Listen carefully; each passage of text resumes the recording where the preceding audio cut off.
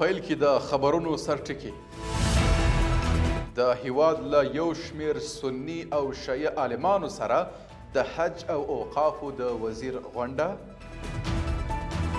د مسلکي نظامي او عقیدتي کورسونو له زده کړې وروسته د 410 تنو پولیسو فراغت او د غاصب اسرائیلي پوځ لخوا تر 200 زیات فلسطینیان او لبنانیان په شهادت رسېدل. د مهربانه خدای په سپېڅلي نامه درنو لیدونکو سلام. د نن ورځ خبرونو ته ښه راغلاست. نن چهارشنبه د 1403 کال د لړم میاشتې 9مه نیټه ده. زه صادق فروتن یم. دا هم بشپړ خبرونه.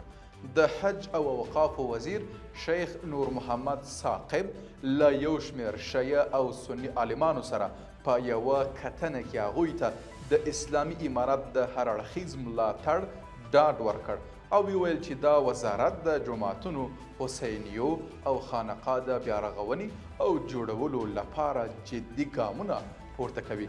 له بلې خوا دغو عالمانو د جوماتونو او عبادت ځایونو بیارغونه او جوړول اغیزمن ګامونه بللي دي.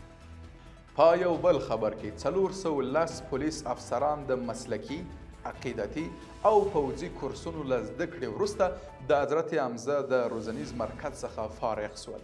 د ریاست الوزرا اداري مرستیال مولوي عبدالسلام حنفي د فراغت په مراسمو کې د امنیتي ځواکونو پر یووالي او خواخوږۍ ټینګار وکړ او ویل چې دا د دوی دنده ده چې د نظام ساتنه وکړي او خلکو ته خدمت وکړي.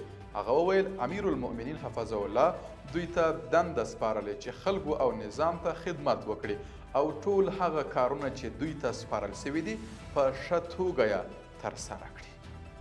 د اسلامي امارت سفیر ډاکټر محمد نعیم وردک په دوحه کې د ترکیې د ملي ورځې د 101مې کلیزې د لمانځلو په مراسمو کې د ترکیې د سفارت په رسمي بلنه ګډون وکړ. په دې مراسمو کې د قطر لوړپوړو چارواکو، سفیرانو او د هیوادونو او نړیوالو سازمانونو استازو هم ګډون کړی و. مننه چې راسره یاست.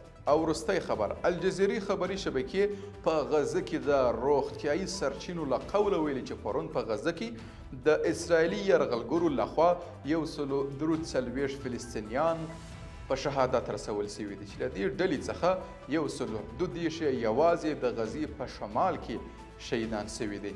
د غزې ترڅنګ پرون په لبنان هیواد کې د صهیونیست رژیم د یرغلګرو په بریدونو کې د ښځو او ماشومانو په ګډون 72 کسان په شهادت رسول شوي دي چې په ټولیزه توګه پرون تر 200 زیات کسان په شهادت رسیدلي دي.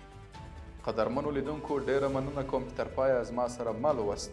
تر بیا ښه وخت او ښې چارې.